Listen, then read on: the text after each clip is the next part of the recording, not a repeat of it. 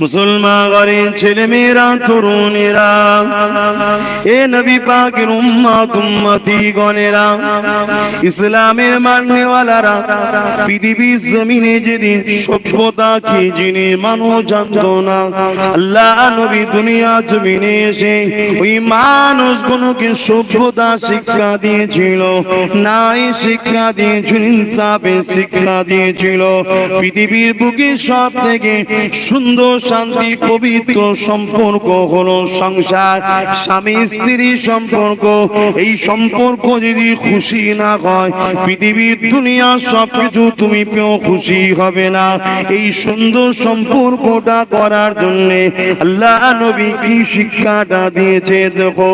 তাই নবী পাক সেই আদর্শ যদি আমি আপনি শিক্ষা অর্জন করি, আর আমাদের কন্যাগণকে যদি রাসূলুল্লাহর কাছে শিক্ষিত যিনি হয়েছিলেন আল্লাহ নবীর বিবি ফাতেমার সংসারটা যদি দেখায়, অবাক হয়ে যাবে।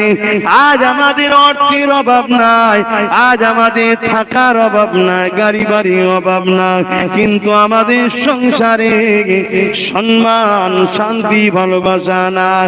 আর এদিকে হযরত আলী হুজুরের সংসার, হযরত খাতুনে জান্নাত ফাতেমা তাজ-জাহরা হুজুরের সংসারটা কথা শুনে অবাক হয়ে যাবে।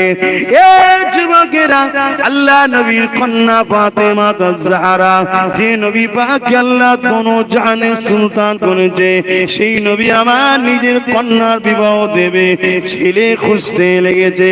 বড় বড় বড় বড় ধনী করতে খবর আছে, আল্লাহ নবীর পছন্দ নয়। নবী পাকের পছন্দ এমন একটা সন্তান যে চরিত্রবান, আদর্শওয়ালা, সভ্যতা, ভদ্র, নম্রত, আদর্শ, সুন্দর চরিত্রওয়ালা স্বামী হবে। এবং আমার ফাতেমাকে দুনিয়ায় শুধু ভালোবাসবে তা নয়, আখিরাতে যেন আল্লাহর জান্নাতেও সাথে থাকে।